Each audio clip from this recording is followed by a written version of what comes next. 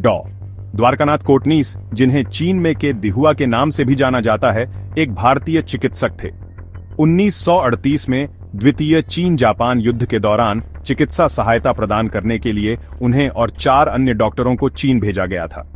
यहां उनके जीवन और योगदान के कुछ मुख्य पहलू दिए गए हैं। जन्म और शिक्षा।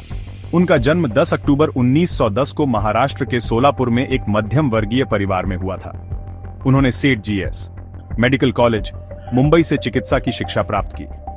चीन में चिकित्सा मिशन 1938 में भारतीय राष्ट्रीय कांग्रेस ने चीन को एक चिकित्सा मिशन भेजने का फैसला किया ताकि जापान के आक्रमण के खिलाफ लड़ रहे चीनी लोगों को सहायता मिल सके। डॉ कोटनीस ने इस मिशन में स्वयंसेवा की और चीन के लिए रवाना हुए।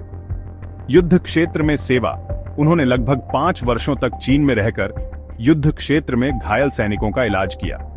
उन्होंने अत्यंत कठिन परिस्थितियों में काम किया और दवाओं की भारी कमी के बावजूद अथक प्रयास किए। एक अवसर पर उन्होंने लगातार 72 घंटों तक बिना सोए हुए ऑपरेशन किए और 800 से अधिक सैनिकों की जान बचाई।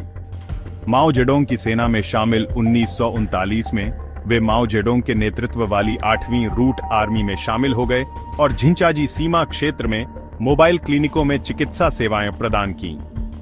डॉ बेथ्यून अंतरराष्ट्रीय शांति अस्पताल के निदेशक प्रसिद्ध कनाडाई सर्जन नॉर्मन बेथ्यून की मृत्यु के बाद डॉ कोटनीस को डॉ बेथ्यून अंतरराष्ट्रीय शांति अस्पताल का निदेशक नियुक्त किया गया। चीनी नर्स से विवाह। चीन में काम करते हुए उन्होंने क्वो किंगलान नामक एक चीनी नर्स से मुलाकात की और दिसंबर 1941 में उनसे विवाह किया।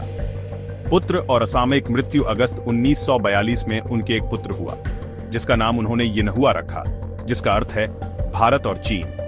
दुर्भाग्य से अपने बेटे के जन्म के 3 महीने बाद ही 9 दिसंबर 1942 को मिर्गी के दौरे के कारण 32 वर्ष की आयु में उनका निधन हो गया। सम्मान और विरासत। डॉ कोटनीस को चीन में एक महान नायक के रूप में सम्मानित किया जाता है।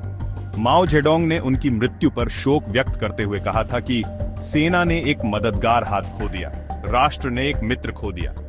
हमें उनकी अंतर्राष्ट्रीयतावादी भावना को हमेशा याद रखना चाहिए। उन्हें चीन और भारत के बीच मित्रता और सहयोग के प्रतीक के रूप में देखा जाता है। चीन में उनकी स्मृति में स्मारक और प्रतिमाएं स्थापित की गई हैं और उनकी कहानी को फिल्मों और डाक टिकटों के माध्यम से भी अमर किया गया है। डॉ द्वारकानाथ कोटनीस का जीवन भारत और चीन के बीच स्थायी मित्रता और मानवीय सेवा का एक प्रेरणादायक उदाहरण है।